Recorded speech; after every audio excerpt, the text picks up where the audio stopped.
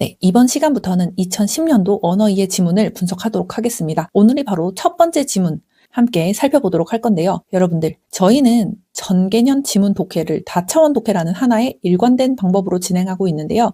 며칠 전에 한 구독자분께서 이런 질문을 주셨어요. 선생님, 항상 지문 첫 문단에서 주차원을 잡으라고 하시는데 꼭 그렇게 의식적으로 잡아야 하나요? 그냥 읽다 보면 이 지문은 이런 차원으로 쓰여졌구나 하고 자연스럽게 이해하면 안 되나요? 라고 질문을 해주셨습니다. 굉장히 좋은 질문이고 오늘 지문 분석을 들어가기 전에 꼭 한 번은 짚고 넘어가야 할 질문인 것 같아서 제가 공개적으로 그 질문을 가져왔는데요. 제 대답은 분명합니다. 반드시 첫 문단 또는 아무리 늦어도 두 번째 문단에서는 주 차원, 거시적인 가장 높은 차원을 의식적으로 잡아야 합니다. 그 이유는 주 차원을 잡아야지 그 이후에 독해 방향과 사고의 방향이 고정되기 때문인데요. 물론 짧고 단순한 지문은 그냥 읽어도 내용도 기억나고 문제도 잘 풀리죠. 하지만 고난도 비문학 그리고 이렇게 어려운 언어이해 시험 지문 같은 경우에는 방향을 못 잡은 채 읽기 시작하면 정보도 계속 흩어지고 읽었는데도 남는 게 없어지는 거 여러분 다들 경험을 해보셨죠? 그래서 제가 말하는 주 차원이라는 거는 단순한 주제를 잡아라 라는 게 아니라 사고 방향을 고정시키는 인식 틀, 프레임을 잡으라는 말씀입니다. 오늘 지문도 마찬가지인데요. 첫 문단에서 잡힌 하나의 차원으로 지문 전체를 끝까지 관통시키면서 정말 그 틀로 내용도 다 담기면서 문제까지 빠르고 정확하게 풀리는지 한번 여러분께 보여드리도록 하겠습니다. 자, 그럼 이제 2010학년도 첫 번째 지문으로 들어가 보도록 하겠습니다. 첫 문장부터 시작하도록 하겠습니다. 오늘날 경제학은 법적 판단을 내리는 데에도 적극 활용되고 있다. 첫 번째 문장부터 범상치 않은데요. 오늘날 경제학, 법적 판단을 내리는데 활용된다고? 이 문장 처음 보면 당황스러울 수 있습니다. 경제학이랑 법학, 완전히 다른 학문인데 경제학이 법학에 활용된다고 하니까요. 그런데 여러분 여기서 놀라실 필요 없고요. 그냥 차분하게, 그냥 그 자체로 봐야 됩니다. 특히 오늘날 경제학은 법적 판단을 내리는 데에도 적극 활용되고 있다. 이런 표현이 나오면 정신을 딱 차리고 지금 우리가 첫 번째나 아무리 늦어도 두 번째 문단에서 가장 큰 틀을 잡아야 된다고 했지? 자, 바로 힌트가 나옵니다. 법적 판단을 내리는 데에도 적극 활용된다. 여기서 무슨 힌트를 얻을 수가 있죠? 경제학은 어떤 결론 자체가 아니라 법적 판단까지도 뭐뭐에도 활용된다는 걸로 봐서 굉장히 범학문적으로 활용되는 수단이구나. 그리고 지금 이 지문에서는 그 경제학이라는 수단이 법적 판단이라는 아주 특수한 목적에 쓰이고 있다. 아주 특수한 목적에 쓰이고 있구나. 이 얘기하려는 거구나. 뭐야? 지금 첫 문단, 첫 문장에서 수단, 목적항을 잡아버렸습니다. 물론 뒤에 가서 바뀔 수는 있지만 가장 임팩트 있는 곳에 이렇게 대놓고 차원이 사용이 됐다는 거는 일단 이거를 끌고 내려가야 된다는 얘기죠. 그냥 이해에만 집중해서 물 흐르듯이 읽으면 절대 잡을 수가 없습니다. 그렇게 계속 했지만 첫 번째 문단, 늦어도 두 번째 문단에서는 주차원을 의식적으로 잡아야 된다. 왜냐? 주차원을 잡아야 독해의 방향과 사고 방향이 고정되니까. 우리는 지금 지문 첫 문장 하나 읽고 수단과 목적 차원을 일단 잡아버렸습니다. 이거는 지문이 쉬워서가 아니고요. 2025년도 최신 기출도 다 똑같습니다. 오히려 더 쉬운 것들도 많거든요. 다시 한번 지문으로 돌아가 보도록 할게요. 경제학이라는 수단이 법적 판단이라는 목적을 위해서 어떻게 활용될까? 이 프레임을 머릿속에 고정한 채 다음 문장으로 계속 이어가서 읽어보도록 하겠습니다. 그 한 사례가 주주들의 집단 소송에서 경제 이론을 주요한 근거로 하여 판결이 내려졌던 베이식사 대 레빈슨 사건이다. 앞문장이 바로 일반적인 이야기였다면 지금 두 번째 문장에서 바로 구체적인 사례로 내려옵니다. 여기서도 똑같이 아까 잡았던 프레임이 그대로 사용이 되는데요. 일반적인 얘기를 아래에서 구체적인 거로 풀어주는 거일 뿐이니까 이 프레임이 다른 프레임으로 사용될 확률보다 그대로 갈 확률이 굉장히 높습니다. 한번 그대로 쓰이는지 한번 볼게요. 집단 소송에서 경제 이론을 주요 근거로 하여, 이 말이 무슨 말이죠? 경제학이라는 수단을 사용해서 판결이 내려졌다. 이게 무슨 말이에요? 법적 판단이라는 목적에 도달했다. 결국 이 문장은 새로운 얘기를 하려는 게 아니라 첫 문장에서 잡았던 수단과 목적 차원을 사례라는 형태를 통해서 다시 한번 구체적으로 확인을 시켜주는 문장일 뿐입니다. 즉 일반 사례, 즉 추상 구체로 내려왔을 뿐 사고의 틀은 전혀 바뀌지 않는구나. 그 다음 문장 계속 읽어보도록 하겠습니다. 베이식사는 컨버스 천사와의 인수합병을 진행하는 과정에서 이를 공개적으로 부인하다가 결국 컨버스 천사에 합병되었다. 이 문장부터 벌써 어려워요 라는 얘기를 제가 들은 적이 있어요. 아, 왜 이 문장부터 어려울까라고 생각을 해보니까 한번 다시 꼼꼼히 읽어볼게요. 베이식사는 컨버스천사와의 인수 합병을 진행하는 과정에서 이를 공개적으로 부인하다가 이가 뭐지? 이런 대명사, 지시 대명사들을 확실하게 잡고 가지 않으면 일문단부터 헷갈릴 수가 있습니다. 여기서 말하는 이가 뭐죠? 인수합병 사실 그 자체죠. 즉 베이식사는 인수합병을 실제로는 진행하면서 그 사실을 외부에 공개적으로 부인했다는 얘기입니다. 인수합병 사실을 공개적으로 부인하다가 결국 컨버스천사의 합병이 됐다는 거죠. 이렇게 마무리가 되네요. 여러분, 저 10초만 다른 얘기하면 혼자서 이렇게 분석하시고 연구하실 때 이런 지시 대명사들 확실하게 잡는 연습을 하시고 가시면 좋아요. 그래야 시험장에서도 그냥 빨리 읽는 데만 집중을 해버리면 정확도가 너무 떨어지고 결국 이게 무슨 소리야? 뭔 말 하려는 거야? 라고 내용만 둥둥 떠다니게 되거든요. 그러니까 연습하실 때라도 확실하게 이, 그, 저 이런 게 누구를 뜻하고 무엇을 뜻하는지 확실하게 잡아주시는 걸 연습할 때 추천을 드립니다. 아, 그럼 이 문장에서도 수단과 목적항이 쓰였을까요?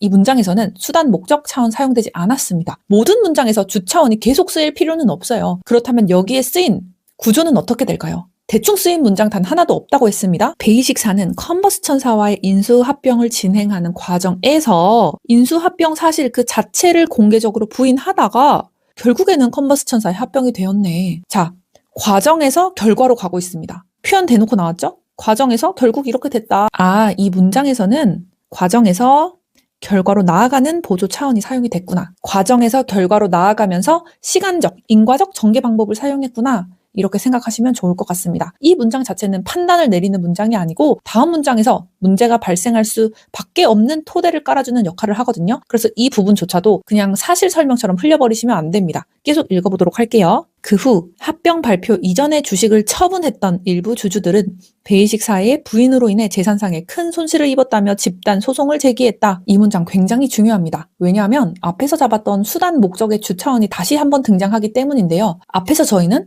경제학이라는 수단이 법적 판단이라는 목적에 활용된다라는 큰 틀을 잡고 내려왔습니다. 그런데 지금 요 문장부터는 왜 법적 판단이 필요해졌어? 이 목적 왜 생겼어? 이 목적이 발생하게 된 배경이 뭐야? 라고 설명하는 단계로 들어온 거죠. 하나씩 한번 뜯어볼게요. 이 문장을 딱 봤을 때 눈에 가장 띄는 게 뭔가요, 여러분? 주식을 처분했는데 왜 주식을 처분했다고 했죠? 베이식사가 인수합병 부인을 했으니까 베이식사가 인수합병 안 할 거야 라고 부인했으니까 결국에 일부 주주들이 주식을 처분했고 그 결과로 주주들인 재산상의 손실이라는 결과가 발생한 거죠. 그래서 재산상의 큰 손실을 입었기 때문에 집단 소송까지 가게 되는 겁니다. 공개적으로 부인을 하니까 일부 주주들이 주식을 처분했고 주식을 팔아버렸으니까 재산상의 큰 손실을 입었고 재산상의 큰 손실을 입었기 때문에 집단 소송을 제기했다. 이렇게 나아가고 있네요. 원인에서 중간 결과, 그 중간 결과가 원인이 돼서 또 최종 행위로 이어지는 단계적 연쇄 인과 구조가 한 문장 안에 압축되어 있습니다. 제가 여러 번 말씀을 드렸는데요. 순서, 단계가 나오면 화살표로 표시를 하라고 말씀을 드렸었죠. 지금 제가 검은색으로 표시한 부분 이렇게 꼼꼼하게 네모 박스까지 칠 필요 없이 시험장에서는 그냥 부인해서 처분해서 결국에 소송까지 가네? 그냥 이렇게 편하게만 표시를 해주셔도 이게 문제에서 나오지 않아도 뒤에 이해가 속도가 훨씬 빨라질 수가 있거든요. 첫 문단이니까 더 꼼꼼히 보셔야 되는 겁니다. 이 구조가 계속 사용이 되거든요. 그리고 선생님, 아까 전에 이 문장에서 수단 목적이 사용됐다고 말씀해 주셨는데 전 수단 목적이 안 보이는데요? 자, 여러분들 주주들이 집단 소송을 제기했다는 건 나 그냥 화났어 이게 아니죠? 왜 소송을 제기하죠? 제대로 다시 법적 판단 받고 싶다는 거예요. 내가 재산상에 큰 손실을 입었는데 그 책임은 인수합병 사실을 공개적으로 부인한 베이식사가 잘못했기 때문이야. 내 재산상의 손실 다시 보전을 해줘야 된다. 라는 법적 판단을 받고 싶은 거죠. 즉 여기서는 이 집단 소송이 법적 판단이라는 목적을 달성하기 위해서 사용된 수단이다. 재산상의 손실을 해결하기 위해서 법적 판단이라는 목적을 향해 소송이라는 수단을 사용했다라는 겁니다. 네, 마지막 문장까지 계속 읽어보도록 하겠습니다. 원고 측과 피고 측 사이에 뜨거운 논쟁이 오간 끝에 1988년 미국 연방대법원은 원고 측의 손을 들어주는 판결을 하였다. 이 문장을 보고 아, 원고가 이겼네? 드디어 결론 나왔구나 하고 바로 당시 경제학에서는 이렇게 지나가시면 안 됩니다. 다차원 독해를 하고 계신 분들은 이 마지막 문장을 보자마자 머릿속에 이 구조가 떠오르셔야 되는데요. 앞에서 계속 쓰인 수단 목적항과 그리고 중간에 사용된 과정 결과 차원이 결국 마지막에 다 수렴하는구나. 이런 생각이 드셔야 돼요. 그렇게 생각이 들 때까지 저희가 계속 독해를 뜯어보고 연습해 보도록 하겠습니다. 수단과 목적 차원, 과정과 결과 차원이 마지막에 수렴한다고? 어떻게 수렴하는 거지? 법원이 존재하는 이유가 뭐죠? 법적 판단이라는 목적을 달성하기 위해서 법원이 존재하는 거죠. 그리고 이 목적을 실현하는 구체적인 수단이 바로 판결입니다. 여기 판결이 나왔네요. 법적 판단이라는 목적이 판결이라는 수단을 통해서 현실에서 실제로 어떻게 작동했는지 작동한 순간을 보여주는 문장인 거죠. 여기서 끝이 아닙니다. 동시에 위에서 쓰였던 과정과 결과 차원도 함께 수렴을 하고 있는데요. 뜨거운 논쟁이 오간 끝에 아주 긴 논쟁 과정이 있었고 그 결과로 그 끝에 미국 연방 대법원은 원고 측의 손을 들어주는 판결이 내려졌다.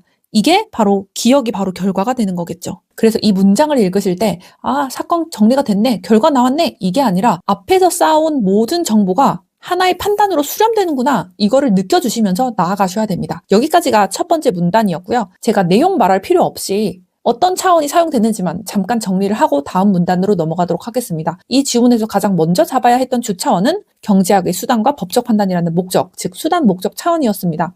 첫 문장에서부터 오늘날 경제학은 법적 판단을 내리는 데에도 적극 활용되고 있다라고 시작이 됐었죠. 따라서 수단 목적 항이라는 프레임이 바로 열렸습니다. 그리고 이 구조는 단순한 주장으로 끝나지 않고 바로 아래에서 실제 사건 하나로 바로 구체화가 됐었죠. 즉 경제학이라는 수단이 법적 판단이라는 목적에 실제로 사용된 사례가 아래에 제시가 된 겁니다. 그리고 일반 구체 차원, 과정 결과 차원이라는 보조 차원도 연쇄적으로 계속 사용이 됐었습니다. 첫 문단의 역할을 말해보면 왜 법원이 경제학이라는 수단을 목적 달성을 위해 끌어와야 됐는가? 그리고 그 수단이 실제로 이렇게 사용됐네? 까지만 미리 보여주는 게 첫 문단의 역할이라고 할 수 있습니다. 여러분들은 이 문단을 읽으면서도 내용을 그냥 따라가는 상태가 아니라 차원 위에 지문을 얹어놓자라는 마인드로 계속 읽어나가 보도록 하겠습니다. 이 문단입니다. 당시 경제학에서는 사람들은 기업의 진정한 가치를 염두에 두고 주식 투자를 하며 해당 기업의 진정한 가치에 관한 모든 정보는 주가에 반영되므로 기업의 진정한 가치와 주가는 일치한다 라는 전통적 이론이 힘을 발휘하고 있었다. 네, 문장이 굉장히 기네요. 여기서는 앞에서 봤던 판결을 가능하게 만드는 수단 설명으로 들어온 건데요. 왜 법원이 경제학을 끌어와도 된다고 생각했는지 그 근거가 되는 논리적 토대를 소개하는 문장입니다. 자, 한번 다시 읽어볼게요. 당시 경제학에서는, 자 여러분, 따옴표 나왔습니다. 따옴표. 집중해서 읽어야겠죠. 사람들은 기업의 진정한 가치를 염두에 두고 주식 투자를 하며 해당 기업의 진정한 가치에 관한 모든 정보는 주가에 반영되므로 기업의 진정한 가치와 주가는 일치한다 라는 전통적 이론이 힘을 발휘하고 있었다. 이 문장에서 중요한 신호가 뭐죠? 전통적 이론이라는 표현과 따옴표가 붙은 거예요. 대충 이런 이론이 있어 라고 하는 게 아니라 이 판결을 떠받친 핵심 논리를 정확히 이해해 라고 출제자가 따옴표까지 쓰면서 제대로 설명을 해준 겁니다. 또 이 문장에서 눈여겨볼 표현이 있는데요. 저희가 계속 예측하는 독해를 하고 있죠. 눈치가 빨라져야 된다는 거예요. 어떤 걸 보고 무슨 눈치를 채셨을까요? 다시 한번 볼게요. 앞에. 당시 경제학에서는, 그리고 그냥 무슨 이론이라고 하면 되는데 굳이 전통적 이론 이렇게 얘기를 하고 있습니다. 앞으로 넘어가기도 힘드니까 제가 적어볼게요. 당시 경제학에서는 전통적 이론, 이런 표현을 보는 순간 머릿속에서는 이런 예측을 자연스럽게 하셔야 돼요. 이건 현대적 관점이 아니라 당시에 과거에 힘을 발휘했던 이론이구나. 그럼 지금 현실과 맞지 않겠네? 지금 현실과 맞다면 굳이 당시, 전통적이라는 표현을 쓰지 않고 계속 지금 사용되고 있는 이론이라고 설명을 했겠죠. 자, 당시 경제학이다, 전통적 이론이야 라고 선을 긋고 있는 걸 봐서는 이후 문단에서는 현대적 관점으로 오늘날의 이론으로 이 과거의 경제학과 전통적 이론을 공격할 수도 있겠다. 이런 예측을 품은 상태에서 이 이론의 내용을 정리를 해보도록 하겠습니다. 이 전통적 이론에는 3가지 논리 구조가 숨어 있죠. 하나씩 볼게요. 제가 지금부터 설명드리는 거는 반드시 캐치를 해야 된다기보다 여러 지문을 독해하고 분석하고 연구를 하다 보면 이런 생각이 자연스럽게 들게 됩니다. 첫 번째, 사람들은 기업의 진정한 가치를 염두에 두고 주식 투자를 한다. 이게 첫 번째죠. 즉 전통적 이론에서는 사람들은 기업, 요즘 주가가 올라가는 것 같아, 뭔가 개발할 것 같아 라는 게 아니라 이 기업이 가지고 있는 진정한 가치를 판단을 해서 투자를 한다는 겁니다. 여기서 어떤 생각을 해야 되냐? 지금 전통적 이론은 투자자를 감정적인 존재가 아니라 굉장히 합리적 존재로 가정하고 있네? 과거에는 투자자를 이렇게 가정했구나, 합리적인 존재라고 가정을 했구나. 그런데 여기서 생각이 그치면 안 되고 약간 비판의식을 가지면서 읽으시면 좋아요. 우리 주식 투자 솔직히 한 몇 주씩 가지고 계시죠? 저희 기업의 진정한 가치를 염두에 두고 투자합니까? 정말 가치 중심적으로 판단하는 합리적 존재 저희 맞나요? 생각보다 우리는 합리적인 판단보다 감정에도 크게 흔들리잖아요. 지금 이거 오른데 주변에서 막 사요, 이 주식을. 그럼 뭔가 나도 한 10주만 사볼까? 라고 이렇게 감정적으로도 판단을 한단 말이죠. 그러니까 여기서 전통적으로는 굉장히 투자자를 합리적 존재로 가정을 했네? 근데 우리는 생각보다 그렇게 합리적이지 않은데 정도의 문제의식만 가져도 충분합니다. 그 다음 계속 해볼게요. 두 번째, 해당 기업의 진정한 가치에 관한 모든 정보는 주가에 반영된다. 이게 무슨 뜻이냐면 정보가 시장에 들어오면 그게 왜곡 없이 가격으로 퍼센트 완벽하게 전달된다는 가정입니다. 맞나요? 진정한 가치, 완벽한 정보가 모두 왜곡 없이 주가에 반영이 되나요? 지금 시점에서 보면 충분히 의문을 가질 수 있는 부분이죠. 주식 해보신 분들, 왜곡된 정보로 인해서 고통받고 계신 분들 반드시 많으실 텐데 이것도 지금 시점에서 봤을 때 현대적인 관점과 조금 많이 다르지 않나? 라는 문제의식까지만 가져주셔도 됩니다. 자, 세 번째 볼게요. 기업의 진정한 가치와 주가는 일치한다. 이 말은 무슨 말이죠? 기업의 진정한 가치와 주가는 완벽하게 일치해라고 전통적으로 얘기를 했다는 거예요. 그러면 이거는 가격만 보면 곧바로 그 기업의 가치가 보인다는 가정인 거죠? 이것도 아니죠. 주가가 낮다고 해서 기업의 진정한 가치가 무조건 낮나요? 지금 봐서도 기업의 진정한 높은 가치를 사람들이 아직 몰라줘서 평가절하당하는 기업들도 많잖아요. 그 반대도 마찬가지고요.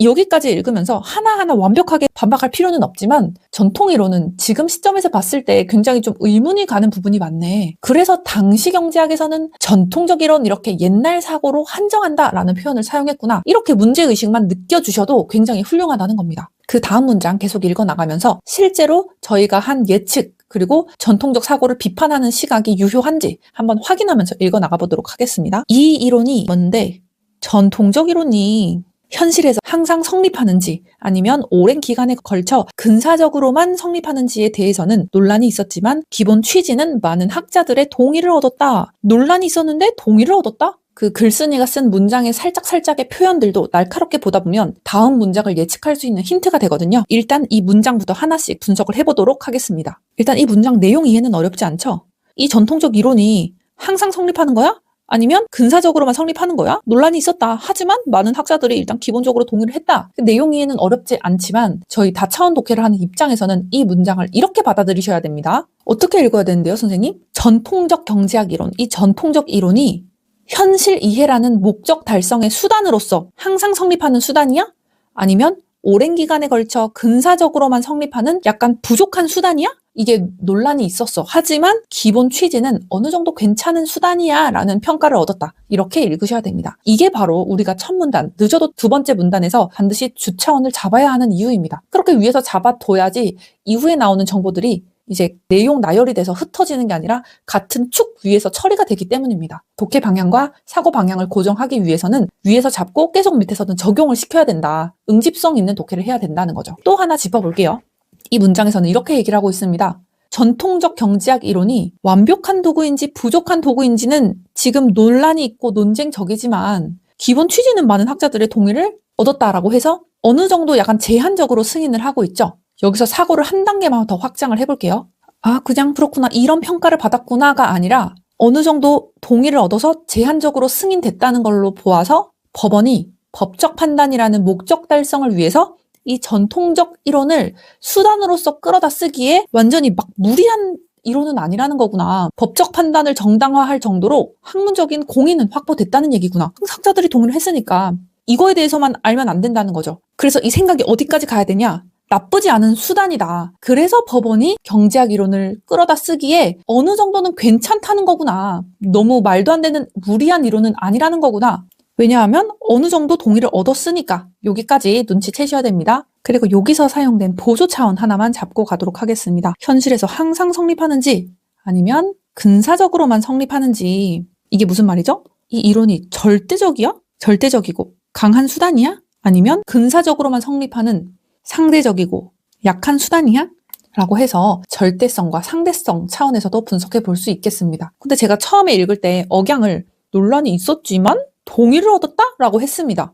이 문장 왜 이렇게 썼을까요? 그냥 이 이론은 많은 학자들의 동의를 얻었다 라고만 써도 전달은 충분했을 텐데 굳이 왜 항상 성립하는지에 대해서 논란이 있었지만 이렇게 앞에 괜히 문장을 길게 달아 놓았을까요? 여기가 바로 그 다음 문장을 예측할 수 있는 힌트입니다. 즉 논란이 있었다라고 얘기를 한 이유는 뒤에서 이 이론의 성립 여부 자체가 도전받을 수 있겠다. 이 논란 때문에 뒤에서 공격을 받겠구나. 이거를 저희가 예측을 할 수 있는 거죠. 이렇게 예측해서 읽으면 독해도 훨씬 재밌어지고 정보 처리 속도도 굉장히 빨라집니다. 그 다음 문장 읽어보도록 할게요. 연방대법원은 주식시장이 모든 이에게 열려 있다면 이 이론을 법적 판단에 적용할 수 있다고 보았다. 여기까지. 이 문장 굉장히 짧은데요. 지문 전체에서 굉장히 중요한 전환점입니다. 주차원부터 확인 사살할게요. 지금 수단, 목적, 차원 계속 끌고 내려오고 있죠. 경제학 이론이라는 수단이 소개되고 이 수단이 완벽한지에 대한 논란을 거쳐서 제한적으로나만 신뢰 가능한 도구야 라는 평가를 받는 과정까지 봤는데 이 문장에서 드디어 경제학 이론이라는 수단을 법적 판단, 즉 목적에 실제 연결하겠다는 결론에 도달하는 겁니다. 이 이론이 뭐죠? 전통적 이론, 경제학 이론이라는 수단을 앞에서 한 얘기를 계속 똑같은 걸 반복하고 있는 겁니다. 법적 판단이라는 목적 달성을 위한 수단으로 이용을 하겠다는 거예요. 앞에서 준비해오고 계속 읽어온 논의가 지금 이 한 문장을 향해서 수렴해 오는 거 느껴지시나요? 두 번째, 그냥 연방대법원은 전통적 이론을 법적 판단에 적용할 수 있다고 보았다라고 하면 되지. 왜 굳이 주식시장이 모든 이에게 열려 있다면 이 조건을 왜 굳이 달았을까요? 아, 진짜 리트 정말 힘들죠? 아, 변호사 되기 진짜 힘들다. 이런 조건을 봐서 법원은 이렇게 얘기를 하고 있는 겁니다. 이 전통적 이론이 항상 무조건 절대적으로 적용되는 거 아니야. 이러한 특정 조건이 충족될 때에만 그때에만 제한적으로 적용 가능하다는 거야. 이 말은 뒤집어 말하면 이거죠.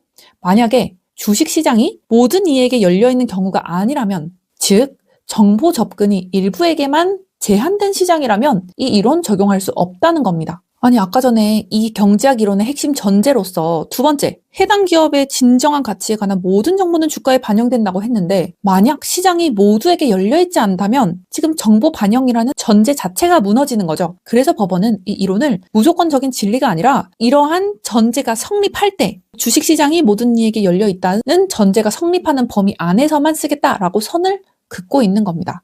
그러면 여러분 예측할 수 있겠죠? 그러면 주식시장 진짜 모든 이한테 열려있어? 정보 비대칭 정말 없어? 이게 뒤에서 아마 나오지 않을까라고 그렇게 예측하시면 굉장히 훌륭합니다. 그 다음 문장 읽어볼게요. 이러한 상황에서는 사람들이 주가만 가지고도 투자 결정을 내린다고 볼 수 있으므로 베이식사가 합병 과정을 공개하지 않음으로써 투자자들로 하여금 잘못된 결정을 하게 하여 재산상의 손실을 입게 했다고 추정할 만한 충분한 합리적 근거가 있다는 것이 연방대법원의 판단이었다. 문장 길다고 겁먹으실 필요 하나도 없고요. 하던 대로 그냥 하면 됩니다. 자, 우리 지금 계속 하고 있는 거 뭐죠? 경제학 이론이라는 수단이 법적 판단이라는 목적 정당화할 수 있어? 이거 계속 끌고 내려오고 있잖아요. 지금 이 질문에 대한 법원의 공식적인 답변이 나왔을 뿐입니다. 앞에서부터 끊어가면서 보도록 할게요. 이러한 상황에서는 사람들이 주가만 가지고도 투자 결정을 내린다고 볼 수 있으므로 여기까지만 먼저 볼게요. 이러한 상황이 뭐죠, 여러분?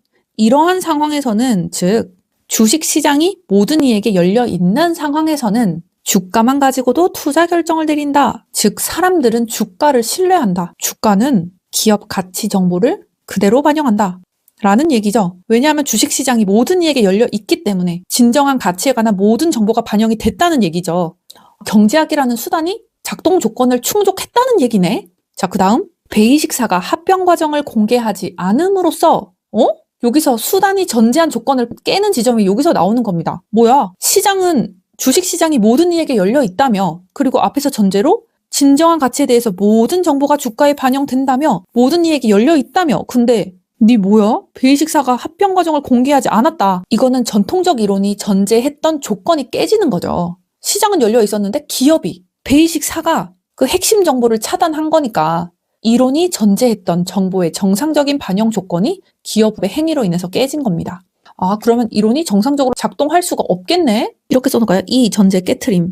투자자들로 하여금 잘못된 결정을 하게 하여 재산상의 손실을 입게 했다고 추정할 만한 충분한 합리적 근거가 있다는 것이 연방대법원의 판단이었다. 여기서 핵심 표현은 바로 이겁니다. 추정할 만한 충분한 합리적 근거. 이 말은 개별 투자자 하나하나가 나는 이 정보 때문에 손해를 봤다. 이런 걸 직접 입증하지 않아도 경제학 이론을 수단 삼아서 법적 책임을 인정할 수 있다라는 뜻이네요. 추정할 수 있다고 하니까 전통적 경제학 이론이라는 수단이 있으면 개별 투자자 하나하나가 직접 입증하지 않아도 이 경제학 이론을 수단 삼아서 베이식사에게 법적 책임을 인정시키고 물을 수 있다. 즉 목적 달성이 가능하다라는 얘기를 하고 있는 겁니다. 다음 문장 계속 보도록 하겠습니다. 이 판결은 이후 부정공시 관련 집단 소송의 판단 기준으로 자리 잡게 되었다. 이 판결이 뭐죠? 이 판결. 앞에서 완성한 경제학 이론을 활용한 법적 판단 결과는 이 얘기죠. 경제학 이론을 활용한 법적 판단 결과는 이후 부정공시 관련 집단 소송의 판단 기준으로 자리 잡게 되었다. 뭐뭐 관련 집단 소송의 판단 기준으로 자리 잡게 되었다. 이 얘기는 뭐죠? 이 판단이 일회성의 결론이 아니라 이후에 나오는 유사한 사건들을 처리하는 도구, 즉 이거 자체가 수단이 되었다는 거죠. 경제학 이론은 개별 사건 판단의 수단이 되었다고 앞에서 얘기를 했고, 이 판단의 결과는 이후 사건의 판단들의 새로운 수단이 되었다. 아, 수단이 또 다른 수단으로 승격되는구나. 이 문장 굉장히 짧지만 판결이라는 결과가 다시 기준이라는 수단으로 전환되는 구조라는 점 확인하실 수 있습니다. 이걸 놓치고 대충 읽어버리면 그냥 이 문장은 영향력이 좀 컸네? 이 정도로만 읽히게 되는 겁니다. 이러면 지문을 이해하는 깊이 정도가 지문 끝날 때쯤에는 확연히 너무나 달라질 거예요. 그러니까 계속 여러 차원을 생각하면서 읽어주셔야 됩니다. 이 문단의 마지막 문장 한번 읽어보도록 하겠습니다. 이는 결국 기업의 진정한 가치에 관한 중요한 정보의 공시와 관련된 분쟁에서 부정공시로 인한 피해 여부를 어떻게 입증할 것인가 하는 어려운 문제를 해결할 확실한 경제학이 제공했다는 것을 의미한다. 이 문장 길어 보이는데 굉장히 단순한 문장입니다. 지금까지 전개된 논의를 이 한 문장으로 수렴시키는 결산 문장이라고 보시면 되는데요. 부정공시로 인한 피해 여부를 어떻게 입증할 것인가 하는 어려운 문제를 해결할 확실한 논리를 경제학이 제공했다. 즉 어떻게 입증하지라는 목적을 달성하기 위해서 경제학이 수단으로 등장을 했네요. 조금 더 세밀하게 보면 이 문장은 문제, 해결 구조와 수단, 목적 구조가 중첩되어 있는 거 확인하실 수 있습니다. 입증이 어렵다는 점이 문제로 제시가 된 거고 그 문제에 대한 해결책으로 경제학이 제시된 거죠. 동시에 그 해결책이 법적 판단이라는 목적을 달성하는 수단으로도 작동을 합니다. 굉장히 중요하고도 재밌는 문장으로 마무리가 되고 있습니다. 이 문단도 금방 끝냈는데요. 이 문단 내용 말하지 말고 어떤 차원이 사용되는지만 정리 한번 해볼까요? 1문단뿐만 아니라 2문단까지 문단 전체를 관통하는 단 하나의 주차원은 수단, 목적 차원이었습니다. 수단은 계속 경제학 이론이었고 목적은 뭐였죠? 법적 판단의 정당화가 목적이었죠. 그리고 중간중간에 사용된 보조 차원으로 절대적, 상대적 차원, 또 판단이 만들어지는 흐름을 보여주면서 과정과 결과 차원도 사용이 됐고요. 마지막으로 문단의 최종 결산 차원으로 문제 해결 차원과 수단 목적 차원이 함께 연쇄적으로 쓰이면서 이 문단이 끝났습니다. 3문단 계속 읽어보도록 하겠습니다. 하지만 전통적 이론의 정당성을 약화시킬 논의들도 적지 않다. 지금까지의 앞문단 전체를 뒤집는 문장이 나왔습니다. 문단 전체의 방향이 바뀌는 게 느껴지시죠?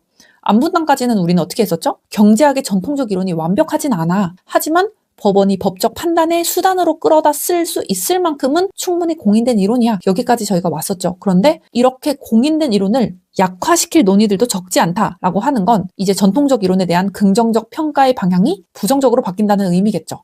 아, 법원이 수단으로 사용한 그 전통적 경제학 이론, 이제는 그 정당성 자체를 다시 검토해봐야겠다. 이렇게 논의 국면이 전환되는 거 느껴지셔야 되고요. 또 저희는 그냥 그렇게 느끼는 것도 충분하긴 하지만 저희는 굉장히 입체적 독해를 하고 있으니까 차원을 잊으시면 안 됩니다. 그냥 경제학 이론이라는 수단이 법적 판단이라는 목적을 정당화하기에 괜찮아? 여기서보다 한 단계 더 차원을 올려서 그 수단 말이야 진짜 정당해? 그 수단은 언제든 믿고 써도 되는 도구야? 얼마나 견고한 정당성을 가지고 있어? 이렇게 차원이 상승하고 있는 거죠. 다음 문장 읽어보도록 하겠습니다. 우선 주식 투자자들의 진정한 관심은 기업의 가치에 있는 것이 아니라 주식을 얼마에 팔아넘길 수 있는가에 있다라는 케인스의 주장은 전통적 이론의 근본 전제를 뒤흔드는 비판으로 해석될 수 있다. 네, 이제부터 본격적으로 전통적 이론에 대한 공격이 시작되네요. 지금 문장은 앞에서 말한 정당성을 약화시킬 논의에서의 첫 번째 사례입니다.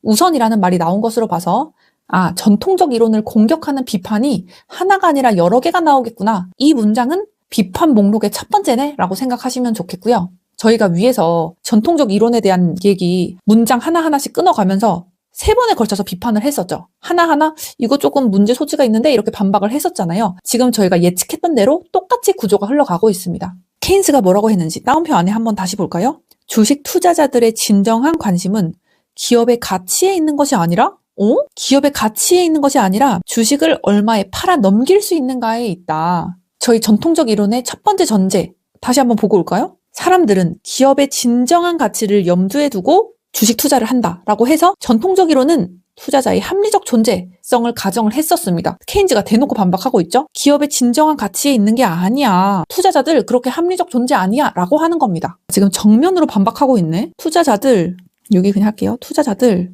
합리적 존재가 아니라 그냥 전략적으로 가격을 예측하는 자일 뿐이야 라고 케인즈가 정면으로 반박을 하고 있습니다. 전통적 이론의 근본 전제를 뒤흔드는 비판으로 해석될 수 있다. 근데 이것도 저희가 날카롭고 예민하게 읽어야 되는 게 뭐냐면 필자가 이 케인즈의 주장을 가져오면서 전통적 이론에 있어서 좀 부분적인 수정이 필요하다 이렇게 아니라 근본 전제를 뒤흔든다 이런 표현을 썼는데요. 근본 전제라는 이 표현의 무게감을 여러분이 꼭 느끼셔야 됩니다. 전통적 이론의 일부를 보완하는 것도 아니고 전통적 이론의 적용 범위를 제한하는 것도 아니고 부분 수정이 필요한 것도 아니라 근본 전제가 뒤흔들린다?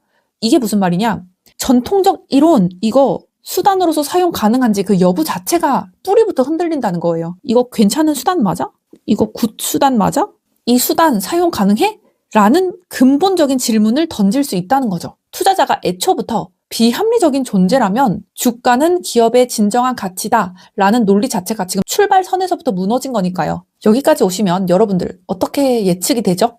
지금 처음 출발선부터 지금 흔들리고 있어. 우리 지금 3개나 반박하면서 내려왔죠? 이거 뒤에서부터 하나하나씩 반박하면서 완전히 무너지겠구나. 전통적 논리가 계속 부서지는 과정이 뒤에 담기겠구나. 라는 예측을 하실 수 있을 겁니다. 진짜 그런지 한번 읽어보도록 할게요. 그리고 1980년대 초부터는 전통적 이론에 대해 더욱 직접적으로 문제가 제기되었다. 1980년대 초라고 해서 갑자기 구체적인 시간이 등장을 했습니다. 아니, 잘 얘기하다가 갑자기 왜 1980년대 초부터는 이라는 구체적인 시간 차원이 나왔지? 이거 어떻게 생각하셔야 될까요? 아, 제일 과거에는 전통적 이론이 대체로 수용하던 시기가 있었고 그 이후부터는 문제 제기가 점점 누적되다가 1980년대 초가 되면서 이제 비판이 아주 직접적으로 바뀌는구나. 이게 뭔가 제대로 되는 분기점이어서 나와준 거구나. 이 이후부터는 성격이 완전히 달라지기 때문에 굳이 이렇게 구체적인 시간을 써줬구나 라고 생각을 해주시면 훌륭합니다. 주가가 진정한 가치를 반영한다는 전통적 이론이 성립하려면 진정한 가치에 관심을 기울이는 사람과 그렇지 않은 사람 사이에 끊임없는 매수와 매도의 상호작용이 있어야만 한다. 이 문장 겉들어 보면 단순한 설명처럼 보일 수 있는데요. 절대 그냥 그렇게 단순하게 처리하면 안 됩니다. 이 문장도 저희가 끌고 온 주 차원인 수단과 목적이 그대로 가는데요. 여기서는 좀 변화가 생깁니다.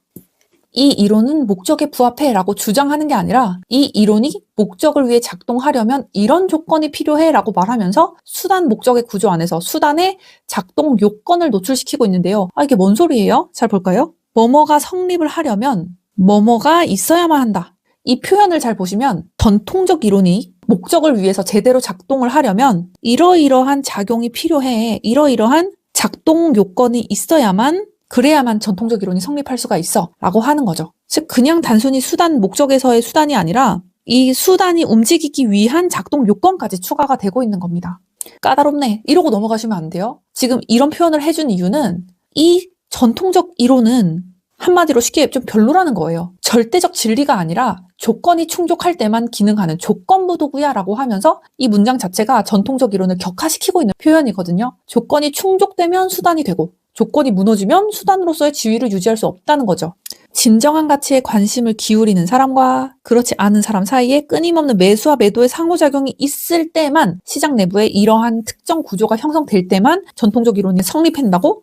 이거 정말 점점 보면 볼수록 별로인 이론이네. 격화되고 있네. 라는 걸 느끼셔야 됩니다. 그리고 여러분 또 눈치채신 분들 계실 텐데 자, 위에 다시 올라가 볼게요. 전통적 이론에서 뭐라고 했죠? 투자자는 합리적이고 가치 중심적으로 판단한다 라고 했었죠. 모든 개인은 합리적 존재라고 가정을 했습니다. 그런데 여기서 끊임없는 매수와 매도의 상호작용이 있어야 된다? 이 말은 모든 개인이 동일하게 합리적이지 않다는 거죠. 모든 사람이 빠짐없이 합리적인 판단을 한다면 같은 판단을 하겠죠. 누구는 팔고 누구는 사고 이런 상호작용 자체가 발생할 수가 없겠죠. 여기서 작동 요건이라는 조건이 들어간 걸로 봐서 이미 전통적 이론이 격화가 됐는데 전통적 이론이 제일 중요하게 전제한 모든 투자자는 합리적 존재다라고 한 가정도 지금 흔들리고 있네.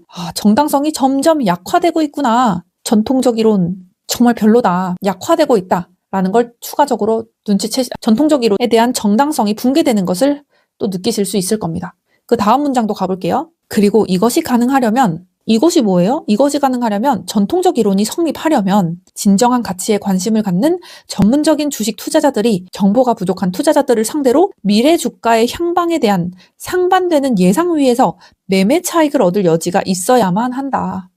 지금 전통적 이론이 이제 설 자리가 거의 없어지고 있습니다. 전통적 이론이 성립하려면 이러한 끊임없는 매수와 매도의 상호작용 같은 작동 요건이 필요한데 추가 요건이 또 필요하다는 거예요. 진정한 가치에 관심을 갖는 전문적인 주식 투자자들이 정보 부족한 개미들을 상대로 상반되는 예상 위에서 매매 차익을 얻을 여지까지 있어야 돼요. 지금 조건이 하나가 또 추가된 겁니다. 조건이 또 생겼으니까 지금 전통적 이론에 대한 정당성은 계속 낮아지는데 거기다가 이 조건 한번 볼게요. 이 조건이 얼마나 말도 안 되는 조건인지. 첫 번째, 일단 전문적인 주식 투자자들이 있어야 됩니다. 두 번째, 근데 그냥 전문적인 것도 아니고 진정한 가치에 관심을 갖는 전문적인 주식 투자자들이 있어야 되고, 세 번째, 시장에 정보가 부족한 투자자들이 시장에 존재를 해야 되면서, 네 번째, 양자 사이에 미래 주가의 향방에 대해서 상반되는 예상이 있어야 되며, 다섯 번째, 매매 차익을 얻을 여지가 있어야만 한다까지. 지금 이 중 하나라도 빠지면 전통적 이론은 작동 불능이라는 거죠. 지금 현실 적용 가능성이 급격히 낮아지고 있는 겁니다. 그리고 넘어가기 전에 딱 하나만 더 잡아볼게요. 저는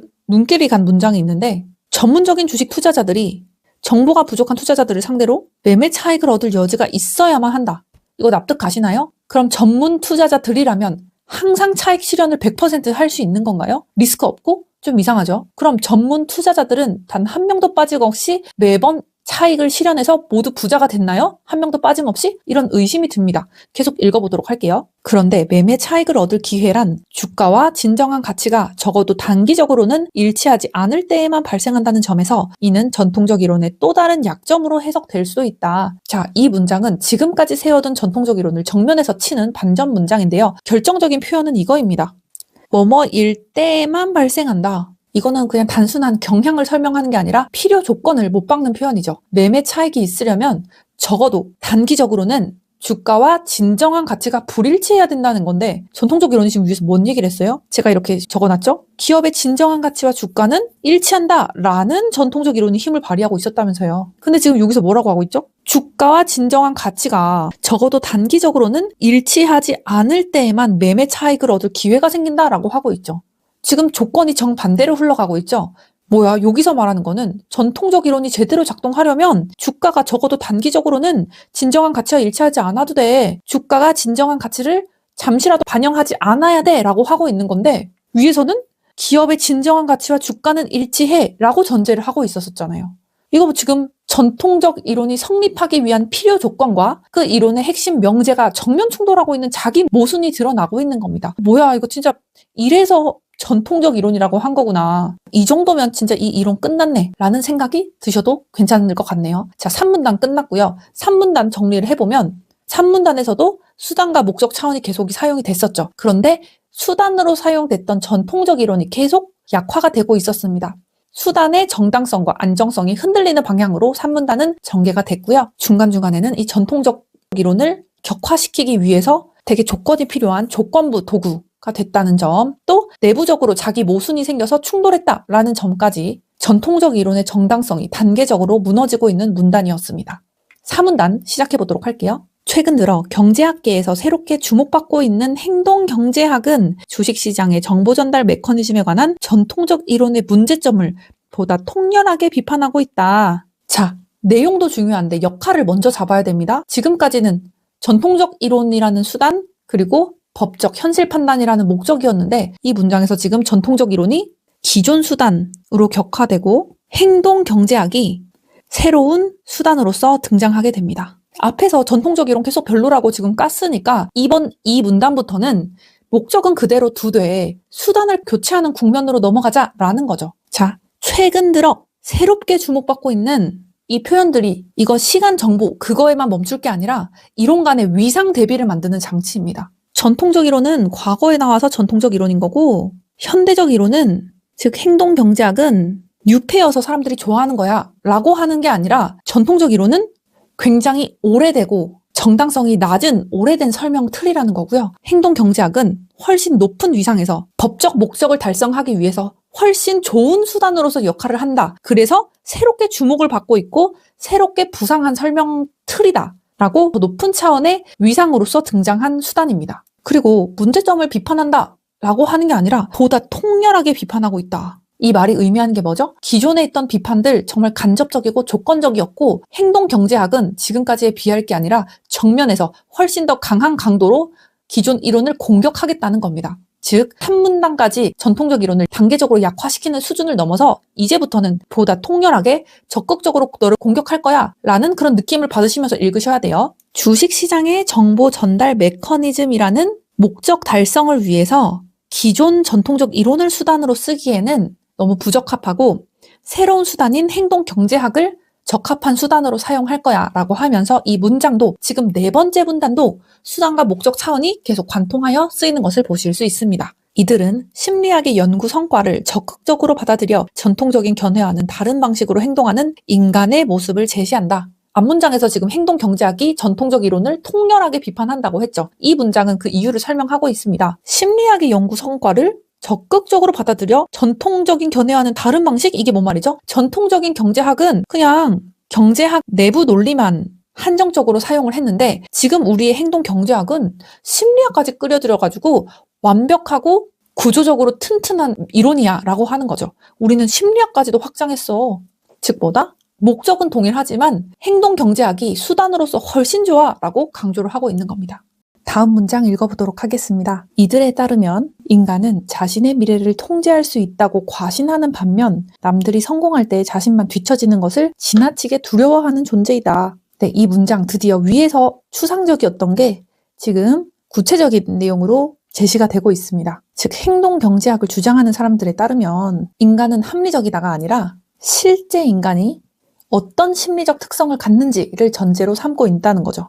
남들이 성공할 때 자신만 뒤처지는 것을 지나치게 두려워하는 존재야. 실제 인간은 완전히 합리적인 존재가 아니라 뭔가 두려움도 갖고 스스로를 과신하기도 하는 그런 심리적 특성을 가지고 있는 존재야. 거를 전제하고 있다는 겁니다. 조금 더 자세히 살펴보면요. 인간은 자신의 미래를 통제할 수 있다고 과신하고 또 자신만 뒤처지는 것을 지나치게 두려워하는 존재. 이 두 가지의 공통점이 뭘까요? 행동 경제학에서 말하는 인간은 가치 계산에 따라 합리적 판단을 하는 게 아니라 심리 반응이 먼저 일어나고 그 이후에 결국에 인간은 왜곡된 판단으로 나아간다는 거죠. 전통적 인간과 정면 충돌하는 인간상을 제시하고 있는 거죠. 전통적 인간은 가치를 먼저 인간들이 계산을 해보고 그 이후에 합리적인 판단을 한다. 합리적 판단을 하는 존재다라고 했는데 행동 경제학에서는 인간은 가치 계산을 하는 게 아니라 심리 반응을 먼저 하고 결국에는 비합리적이고 왜곡된 판단을 한다. 즉 행동 경제학의 인간상과 전통적 이론에서 말하는 인간상이 정면 충돌하는구나 라는 점을 캐치하셔야 되고요. 자, 그리고 지금부터 하는 사고가 정말 고득점자들이 하는 사고인데요. 다차원 독해를 공부하시고 나는 고득점 노릴 거야 라고 하신다면 여기서 한 단계 확장해서 읽어야 됩니다.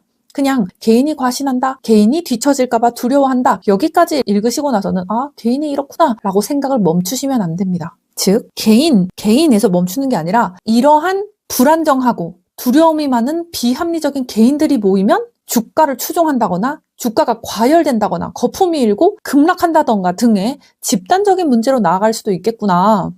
이게 개인에서 멈출 게 아니라 결국에 이 존재들이 개개인들이 모여서 개인의 한정되는 문제를 일으키는 게 아니라 집단적인 문제를 일으킬 수도 있겠네? 개인에서 집단으로 확장할 여지가 있네? 라는 생각까지 해주시면 정말 확장해서 사고를 깊게 하신 거거든요. 자, 인간은 자신의 미래를 통제할 수 있다고 과신하는 반면 남들이 성공할 때 자신만 뒤처지는 것을 지나치게 두려워하는 존재이다. 이 한 문장 굉장히 중요한데 이 문장이 무슨 역할을 하는지 한번 설명해 보실 수 있나요? 이 문장이 하는 역할. 네, 잘 말씀해 주셨는데요. 행동 경제학이라는 새로운 수단이 전제하는 인간상을 지금 구체적으로 제시를 해서 전통적 이론의 합리적 가정을 지금 무너뜨리고 있는 문장이다. 아주 전통적 이론의 합리성 가정을 내부에서부터 완전히 무너뜨리는 문장이구나. 그런 역할을 한다라고 생각해 주시면 좋을 것 같습니다. 그 다음 문장 계속 읽어보도록 하겠습니다. 이러한 비합리적 특성이 주식시장에서 발현되면 심지어 전문적인 투자자들까지도 주가와 진정한 가치의 괴리를 키우는 역설적인 행동을 하게 된다. 지금까지의 주 차원은 목적은 계속 동일하게 나왔었죠. 법적, 경제적 판단에 쓸 수 있는지. 기존 수단은 전통적 경제학이었는데 대체 수단으로, 새로운 수단으로 지금 행동 경제학이 나온 겁니다. 지금 이 문장은 이렇게 대체 수단으로서 행동 경제학이 왜 필요한지를 결정적으로 보여주고 있죠. 이러한 인간의 비합리적 특성이 자기만 가지고 있는 게 아니라 집단으로 아까 나아간 것처럼 주식시장에서 발현이 되면 심지어 전문적인 투자자들까지도 체크해볼게요. 심지어 전문적인 투자자들까지도 주가와 진정한 가치의 괴리를 키우는 역설적인 행동을 하게 된다. 인과구조로 문장이 구성이 되어 있는데 여기서 중요한 거는 심지어라는 표현입니다. 심지어. 이 심지어라는 표현으로 그냥 예외적으로 전문적인 투자자들까지도 역설적인 행동을 해. 예외야 라는 게 아니라 지금 마지막 보루까지 무너졌다는 거예요. 전통적 이론 이제 진짜 끝났다는 거죠. 보통 독자들은 전문적인 투자자라고 생각을 하면 정보가 굉장히 많고 전문적이니까 합리적인 판단을 해서 주가를 안정시키는 역할을 할 것 같다라고 기대를 하는데 현실은 뭐다? 심지어 이렇게 기대를 한 전문적인 투자자들까지도 마지막 보루까지도 비합리성에 휘달려서 역설적인 행동을 하게 된다. 즉 진정한 가치의 괴리를 줄이는 게 아니라 진정한 가치의 괴리를 키운다 라고 하고 있는 거죠. 그럼 화살표를 이렇게 해볼까요? 인간의 비합리적 특성이 주식시장에서 발현이 되면, 즉 시장에 반영되면 기존 수단이었던 전통적 이론이 전제한 결과가 오히려 반대로 나온다. 즉 전문 투자자는 괴리를 줄인다고 전통적 이론이 말했었는데 알고 보니까 진정한 가치의 괴리를 키우고 있어. 진정한 가치의 괴리를 키우고 있다는 거죠. 즉 수단이 목적에 역행하는 상황이 발생하는 겁니다. 아, 이거 진짜 역설적인 거 아니야? 이거 진짜 역설적인 행동 아니야? 라고 글쓴이의 평가를 포함해서 문장을 마무리하고 있습니다. 마지막 문장 정리해 보도록 하겠습니다. 이들은 주가가 진정한 가치와 괴리되어 있다고 확신하더라도 주가가 어느 시점에서 진정한 가치와 일치할지를 정확하게 알 수 없으므로 현재의 추세가 반전되기 직전에 빠져나갈 수 있다고 자신하며 다수에 맞서는 대신 대세에 편승하는 선택을 할 것이기 때문이다. 내용 이해는 다 되시죠? 자, 그럼 차원만 한번 잡고 갈게요. 여기서도 수단과 목적이라는 주차원은 여전히 같습니다. 주식시장의 실제 작동 방식을 설명하자는 목적을 위해서 지금 수단으로서 무슨 모형을 쓰고 있죠? 행동경제학적 인간 모형을 쓰고 있는 거죠. 즉, 행동경제학이라는 새로운 수단이 시장 결과를 어떻게 설명하는지 어떤 메커니즘으로 풀어주고 있죠? 심리에 집중해서 미시적 심리 메커니즘으로 풀어주고 있다. 말이 조금 어렵나요? 한번 조금만 더 문장을 살펴볼게요. 주가가 진정한 가치와 괴리되어 있다고 확신을 하더라도 주가가 어느 시점에서 진정한 가치와 일치할지 알 수도 없어. 합리적인 인간이 아니니까 난 모르겠어. 현재의 추세가 반전되기 직전에 빠져나갈 수 있다고 자신해. 여기서 뭐라고 했죠? 인간은 굉장히 자신을 과신하고 또 다수에 맞서는 대신에 대세에 편승하는 선택을 하는데 왜? 자신만 뒤처지는 것을 지나치게 두려워하는 존재니까. 두려움의 존재니까 인간은. 즉 이 문장은 인간은 비합리적이야 라고 선언하는 게 아니라 왜 인간이 비합리적인 결과를 낳는지에 대해서 인간의 심리에 집중을 해서 지금 풀어주고 있는 겁니다. 너무 어렵게 생각할 거 없고요. 지금 결국 주식시장의 실제 작동 방식, 그것을 설명하기 위한 목적을 달성하기 위해서 행동경제학적인 인간 모형이라는 수단을 쓰고 있는데 이거는 좀 더 디테일하게 심리에 집중한 심리적 메커니즘으로 접근하고 있구나. 굉장히 미시적인 관점으로 바라보고 있구나. 이렇게까지만 생각해 주셔도 훌륭합니다. 즉 이것도 뭐다? 주가와 진정한 가치의 괴리를 줄일 수 있는 행동이 아니라 괴리를 연장하고 확대하는 행동을 선택하네요. 그죠? 자, 4문단 한번 정리를 하고 가도록 하겠습니다. 4문단에서 가장 중요한 변화는 이거였죠. 같은 목적, 주식시장의 실제 작동 방식을 어떻게 잘 설명하는지 등의 설명이라는 목적을 두고 전통적 경제학이라는 수단을 버리고 새로운 수단인 행동경제학이라는 수단을 선택한 거. 즉 수단이 교체됐다는 점이 4문단에서 제일 핵심이었습니다. 마지막 5문단입니다. 5문단은 굉장히 짧고 한 문장으로 되어 있는데요. 한번 꼼꼼히 살펴보도록 하겠습니다. 법적 문제의 해결 과정에서 경제학의 다양한 영역 중 그동안 상대적으로 주목을 받지 못했던 연구 성과들을 적극적으로 수용한다면 연방대법원의 판결은 이론적 근거도 취약할 뿐더러 기업의 진정한 가치에 관심을 갖는 투자자들을 보호한다는 본래의 취지 또한 제대로 반영하지 못한다는 비판에 직면할 가능성이 높다. 여러분, 제가 첫 문단과 마지막 문단이 가장 중요하다고 말씀을 드렸죠. 첫 문단에서 주 차원을 잡고 지문 전체를 관통해 가듯이 읽다가 마지막 문단에서 매듭을 지어야 된다라고 말씀을 드렸었는데 이 문단에서도 어떻게 수단과 목적 차원이 그대로 사용이 되는지 한번 보도록 할게요. 목적부터 볼까요? 법적 문제를 해결하기 위한 과정에서 법적 문제 해결, 파란색 목적을 더 잡을게요. 또 기업의 진정한 가치에 관심을 갖는 투자자들을 투자자 보호도 목적이죠. 그리고 여기서의 수단은 계속 사용됐듯이 경제학 이론이 수단으로 사용이 되고 있습니다.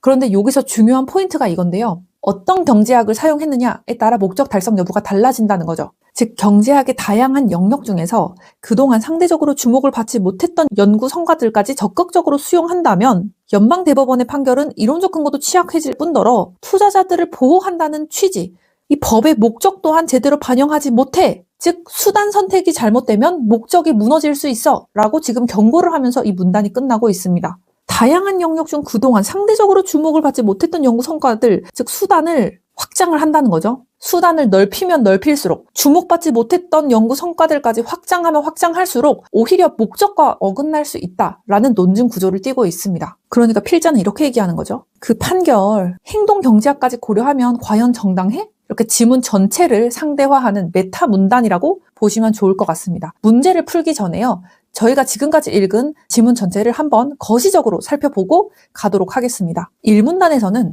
경제 이론이라는 수단이 법적 판단이라는 목적을 위해서 호출되죠. 아직 이 수단이 좋은지 나쁜지에 대한 평가가 없습니다. 다만 법적 판단이라는 목적에 경제학이라는 수단 써도 돼? 라는 질문이 처음으로 제기되는 단계입니다. 즉 수단이 등장하고 판단은 아직 안 된 그런 상태인 거죠. 자, 그럼 수단 목적이 어떻게 계속 쓰이는지, 지문을 어떻게 처음부터 끝까지 관통하는지 요약 정리를 해볼게요. 이 문단은 뭐였죠? 여기까지. 이 문단에서는 전통적 경제 이론이 왜 법적 판단의 수단으로 사용될 수 있었는지, 거기에 대한 전통적 경제 이론의 수단성에 대해서 설명을 했습니다. 개별 투자자가 나는 그 정보 몰랐어 라는 걸 하나하나 입증하지 않아도 되게 만드는 논리, 즉 입증 문제를 구조적으로 해결해주는 강력한 도구로서의 전통적 경제 이론 역할이 제시가 됐었습니다. 즉 수단으로서 유효성과 효율성, 이거에 대한 얘기를 했었죠. 그런데 3문단으로 넘어가면서 갑자기 분위기가 바뀌었습니다. 전통적 이론이 작성하려면 이런 것도 필요하고 이런 것도 필요하고 꽤 까다로운 조건들이 필요해 라는 게 드러났었죠. 그리고 그 조건들이 어땠어요? 현실에서는 안정적으로 충족되지가 않았어. 결국 전통적 이론이라는 수단의 내부 전제가 완전히 흔들리고 무너지기 시작하는 지점이었습니다. 그리고 4문단으로 넘어왔어요. 여기서 뭐가 등장했죠? 새로운 수단인 행동 경제학이 등장합니다. 인간은 합리적이라는 전제를 정면으로 까버리고 오히려 비합리성이 시장의 왜곡을 키우고 있어 라고 말하고 있습니다. 이 4문단에서는 이 수단이 불완전해 이거를 넘어서서 오히려 잘못된 수단을 선택하면 목적 달성에 오히려 해가 될 거야 라는 단계까지 강하게 나아갔습니다. 그리고 짧았지만 강력했던 마지막 문단이었는데요. 필자가 결론을 어떻게 내리고 있죠? 경제학이라는 수단을 법적 판단에 사용할 수는 있어. 하지만 그 수단이 잘못되면 이론적 정당성도 약해지고 투자자 보호라는 본래의 목적도 제대로 달성하지 못할 수 있어. 수단과 목적이 불일치할 수 있어 라고 최종 판정을 하면서 끝나고 있습니다. 이 지문 다차원 언어로 번역해보면 한 문장으로 이렇게 표현할 수 있습니다. 이 지문은 경제학이 법에 어떻게 쓰일 수 있는가 이거를 묻는 게 아니라 어떤 경제학을 수단으로 선택하느냐에 따라 법적 판단의 정당성과 투자자 보호라는 목적이 달성될 수도 무너질 수도 있음을 보여주는 글이구나. 이렇게 지문 전체를 차원을 잡아가면서 읽어봤는데요. 이 주 차원을 잡고 보조 차원을 잡아가면서 이렇게 여러 측면에서 지문을 살펴봤는데 이게 지문 따로 문제 따로 놀면 안 되잖아요. 지금 저희가 읽은 방식 그대로 문제까지 한번 어떻게 연결이 되고 풀 수 있는지 그대로 한번 풀어보도록 하겠습니다. 기억에 담긴 판단 내용으로 보기 어려운 것은 기억, 원고 측의 손을 들어주는 판결. 여기 써놓을게요. 원고 측 손을 들어주는 판결에 담긴 판단 내용으로 보기 어려운 것은인데요. 이 문제는 이 지문 이해했어? 이렇게 묻는 게 아니라 판단에 쓰인 사고 구조가 정확히 파악했어? 이거를 묻는 문제입니다. 그냥 주차원, 수단, 목적만 가지고 관통해서 풀어보도록 할게요. 원고 측의 손을 들어주는 판결에 담긴 판단 내용으로 보기 어려운 거. 즉 법원이 실제로 판단의 근거로 삼았다고 보기 어려운 사고를 고르라는 거죠. 먼저 기억에서 법원이 하고 싶은 목적이 뭘까요? 목적과 수단을 항상 잡아야 되니까 허위 또는 오해를 낳은 공시가 주식시장에서 투자 판단을 왜곡했고 그로 인해서 투자자 보호라는 법적 목적이 침해되었는지 판단하는 것이 목적이었습니다. 거기에 대한 수단으로 경제학 이론이 사용이 됐고, 즉 공시 내용과 주가 그리고 투자 판단 사이에 인과적으로 연결이 되는지 이 가능성이 있는지를 판단을 해봐야겠죠. 이제 수단과 목적의 틀로 한번 하나씩 깨보도록 하겠습니다. 1번, 인수합병을 부인한 공시로 인해 주가가 기업의 진정한 가치를 반영하지 못했다. 바로 위에 나와 있네요. 부인한 공시, 즉 허위 공시를 하는 바람에 주가가 기업의 진정한 가치를 반영하지 못했다. 즉 정보가 왜곡됐다는 거죠. 이 잘못된 정보 왜곡으로 인해서 투자자 보호라는 법적 목적이 침해됐죠. 정확히 일치를 합니다. 2번, 인수합병을 부인한 공시로 인해서 주식 투자자들에게 재산상의 손실이 발생했다. 인수합병을 부인한 공시, 즉 허위 공시를 또 했죠. 허위 공시. 1번부터 정리해볼게요. 허위 공시로 인해서 왜곡이 일어났고, 이 왜곡을 구체적으로 써보면 투자 판단 왜곡이죠. 주식시장에서의 투자 판단을 왜곡시켰고, 그로 인해서 지금 투자자 보호라는 법적 목적이 침해됐는지를 판단을 해봐야 되는 거죠. 1번에서 그래서 허위 공시로 인해서 투자 판단 왜곡이 일어났고, 결국에 투자자 보호라는 법적 목적을 침해했으므로 원고 측에 손을 들어주는 판결을 했다. 네, 너무 맞았습니다. 2번 다시 볼게요. 인수합병을 부인한 공시로 인해서, 허위 공시로 인해서 주식 투자자들에게 재산상의 손실을 발생했다. 이 사이에 뭐가 생략이 됐습니다. 뭐가 생략이 됐죠? 주가가 왜곡됐잖아. 주가 왜곡됐다? 투자 판단이 왜곡됐다. 투자 판단의 왜곡을 불러일으켰다. 뭐가? 허위 공시가. 결국에 이 결과로서 재산상의 손실이 발생한 거죠. 이것도 투자자를 보호해야 하는 법적 목적에 침해된 것과 정확히 일치됩니다. 3번, 인수합병이 진행 중이라는 정보가 주식시장에 유포되었다면 주가가 상승했을 것이다. 이거는 사실을 얘기하는 게 아니라 가정적 인과관계를 얘기하고 있는 거죠. 가정적 인과관계. 즉 법원은 실제로 반드시 올랐을 것이다가 아니라 그럴 개연성이 높다. 이 정도만 판단해도 충분하다고 앞에서 얘기를 했습니다. 즉 수단, 정보가 주식시장에 제대로 유포되었다면, 정보 공개라는 수단이 제대로 사용이 되었다면 결과가 달라졌을 거다. 주가가 상승했을 거니까. 그럼 뭐죠? 목적, 투자자를 보호할 수 있었겠죠. 중요한 거는 여기가 개연성이 높다는 건데 이게 판단 기준으로 되느냐인데요. 앞에서 법원은 충분히 개연성만으로도 판단이 가능하다라고 얘기를 하고 있습니다. 즉 수단과 목적 차원에서도 일치하고요. 4번, 인수합병 진행이 공시되었다면 주식 투자자들은 이것이 반영된 주가를 근거로 투자 결정을 했을 것이다. 즉 이 문장은 투자자들이 실제로 이렇게 생각했다를 말하는 게 아니라 법적 판단의 목적은 투자자 보호, 또 공정한 투자 환경을 확보하는 게 법적 판단의 목적인데 그 목적 위에 필요한 수단으로서 주가가 정보를 대신 전달하는 장치로 기능했어? 그 수단 괜찮아? 라고 확인하는 문장입니다. 공시가 있었다면 그 정보는 주가에 반영이 되었을 거고, 그럼 투자자들은 개별 정보를 직접 분석하지 않아도 주가라는 요약된 신호를 근거로 투자 결정 판단을 했겠죠. 즉 4번은 주가는 투자 판단을 대신 수행하는 수단이다 라는 전제를 확인하는 문장입니다. 따라서 여기서의 수단은 주가, 그리고 목적은 뭐죠? 계속 얘기하고 있는 합리적 투자 판단, 결국에 투자자 보호로 나아가고 있습니다. 즉 이 수단과 목적의 구조에 정확히 들어맞는 판단 내용이고요. 원고 측의 손을 들어주는 판결, 여기에 담긴 판단 내용으로 충분히 가능하다 보이네요. 5번, 인수합병을 부인한 공시를 보았던 주식 투자자들이 그동안 공시 자료를 근거로 주식 투자를 해왔다는 사실이 입증되어야 한다? 앞에서 계속 얘기했었죠. 법원은 뭐라고 했죠? 주식시장에서 공시는 일반적으로 주가에 반영되고 투자자들은 보통 그 주가를 믿고 판단한다고 법원이 앞에서 얘기를 계속했습니다. 그런데 지금 5번 문제에서 뭐라고 하고 있죠? 이 투자자들이 예전부터 항상 공시를 보고 투자해왔다는 걸 실제로 증명해봐. 개별 투자자들의 투자 행태 하나하나를 따져서 입증해봐 라고 하고 있습니다. 법원이 쓰는 수단은 시장 일반에서 공시가 차지하는 기능이 뭐야? 정보 왜곡이 투자 판단에 어떻게 영향을 미쳐? 이런 얘기를 하고 있었지. 개인별로 사실 입증하라는 얘기를 한 적이 없어요. 수단과 목적 판단을 개별 사실 입증 문제로 잘못 끌어내린 선지다. 아니 수단을 검토하는 얘기를 해야지 무슨 개별 사실을 입증해? 이런 다른 차원의 얘기를 하고 있는 거죠. 정답은 5번인데요. 여러분 이 문제 그냥 수동적으로 읽으면서 내용 이해 위주 또 눈에 바르는 식으로 독해하셨으면 솔직히 이거 정말 어려웠을 거예요. 왜냐하면 이 5번 선택지도 이해로 보시면 그럴듯해 보이기 때문에 고민하다가 5번도 맞는 거 아니야? 이렇게 고르시거나 아니면 다시 지문으로 올라가서 시간을 많이 뺏기게 되겠죠. 이 지문은 지금 무슨 차원에서 얘기하고 있는 거지? 이 문제는 수단을 검토하라는 거야? 개인을 입증하라는 거야? 이렇게 차원으로 접근하면 5번은 지금 아예 딴소리를 하고 있다는 게 바로 보입니다. 이 문제도 결국에 내용으로 푸는 게 아니죠. 구조로 푸고 있는 겁니다. 같은 차원 위에 있는 것을 정답으로 골라내면 정답성과 속도 모두 잡을 수 있다는 얘기를 반복해서 드리고 있고요. 그 다음 문제도 똑같이 한번 풀어볼게요. 위 글의 맥락에서 볼 때 니은에 포함되는 것으로 보기 어려운 것은 니은 바로 왼쪽에 있네요. 전통적 이론의 정당성을 약화시킬 논의들이라고 했는데요. 이 문제 진짜 빨리 푸실 수 있습니다. 이 지문 전체의 주차원, 수단, 목적입니다. 경제 이론이라는 수단이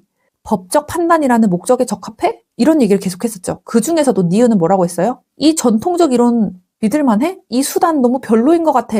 전통적 이론은 목적 달성에 오히려 방해가 될 수 있을 것 같아 라고 하면서 정당성을 약화시키는 논의들을 해왔습니다. 자 그러면 니은에 포함되는 것으로 보기 어려운 걸 골라야 되니까 전통적 이론의 작동을 약화시키는 방향으로 다 가야겠죠. 오직 하나만 전통적 이론의 정당성을 약화시키지 않고 강화시키거나 유지시키면 그게 정답이 되겠네요. 그 기준을 갖고 선택지 한번 빠르게 보도록 하겠습니다. 1. 주식 투자자들은 기업에 대한 정보의 진위 여부를 판단하기가 쉽지 않다? 정보의 진위 판단이 어렵다? 전통적 이론의 핵심 전제가 뭐였죠? 정보의 주가의 효율적, 정확한 반영이었잖아요. 근데 지금 이거는 뭐예요? 경제 이론이라는 수단이 현실에서 제대로 작동하지 않아. 정보의 진위 여부를 판단하기 쉽지 않아. 즉 이거는 뭐야? 수단을 약화시키고 있습니다. 두 번째, 주가가 기업의 진정한 가치에 대한 정보를 신속하게 반영하지 못하고 있어. 전통적 이론의 핵심 전제가 뭐였죠? 주가는 기업의 진정한 가치와 같아라고 전통적 이론이 전제하고 있었죠. 그런데 주가가 정보를 제때 반영하지 못한다는 건 지금 전통적 이론을 정면으로 부정하는 말입니다. 아니 수단 자체가 목적에 도달하지를 못하네. 수단을 약화시키고 있네요.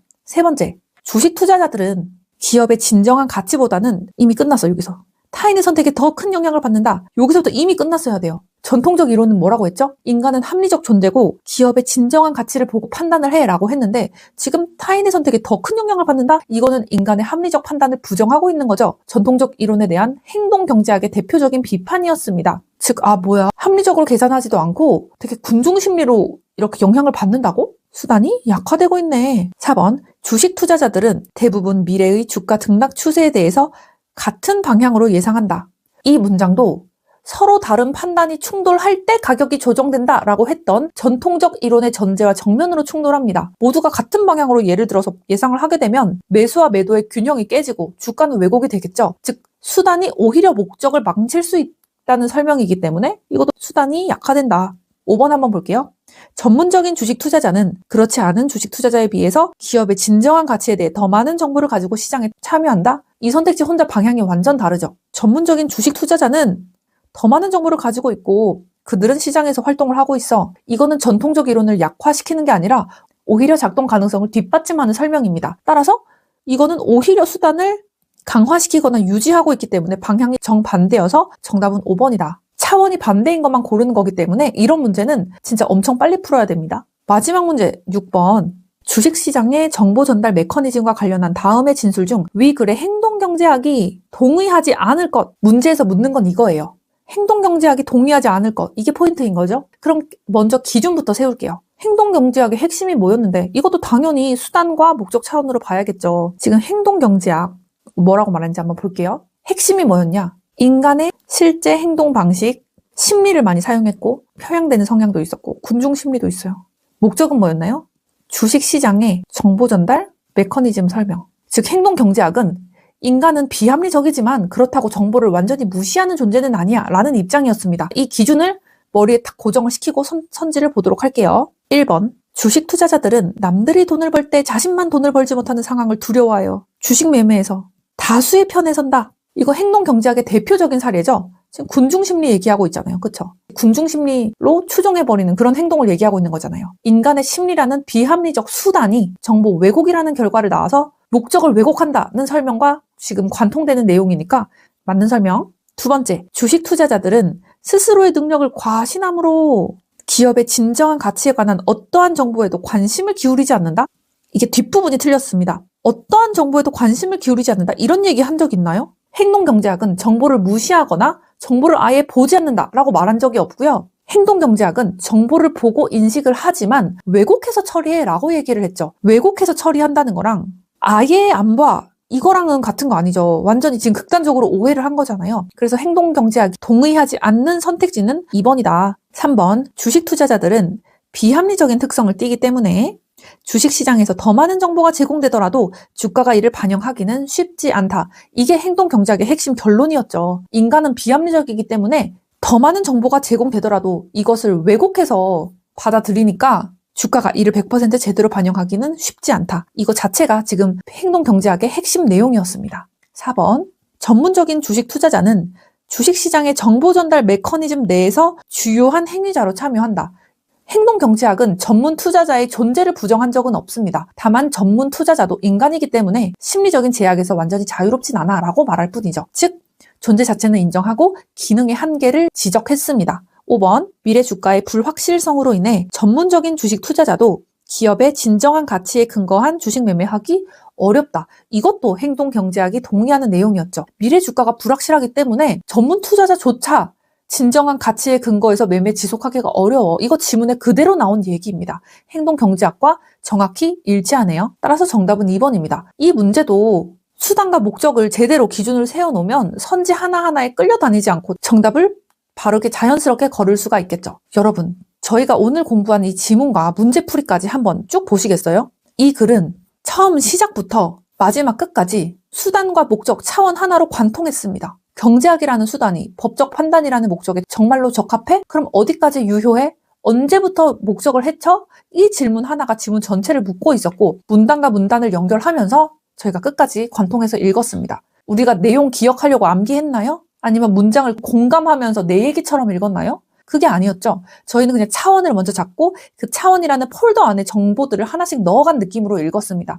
이렇게 읽으니까 내용이 흩어지지도 않고 앞에서 본 이야기가 뒤에서 왜 다시 나오는지 너무 자연스럽게 이해가 됐죠. 중요한 포인트는 이 방식은 이 지문만 되는 게 아닙니다. 작년 리트, 전년도 리트, 피셋, 고난도 법학, 경제학 지문들 좀 잘 쓰여진 지문이라고 생각되는 리트 같은 경우에는 모든 지문이 포함되어 전부 똑같이 풀립니다. 옛날 기출이어서 풀리고 최근 기출이어서 적용이 안 되고 이게 아니거든요. 다차원 독해는 글을 잘 읽는 기술이 아닙니다. 출제자가 글을 설계한 사고방식을 그대로 따라가는 독해법입니다. 꾸준히 적용하고 연습하시다 보면 어느 순간 독해를 당하는 입장이 아니라 출제자 시점에서 글을 위에서 내려다보는 입장이 될 거라고 확신합니다. 여러분들 오늘도 정말 고생 많으셨고요. 다음 지문에서 또 뵙도록 하겠습니다. 감사합니다.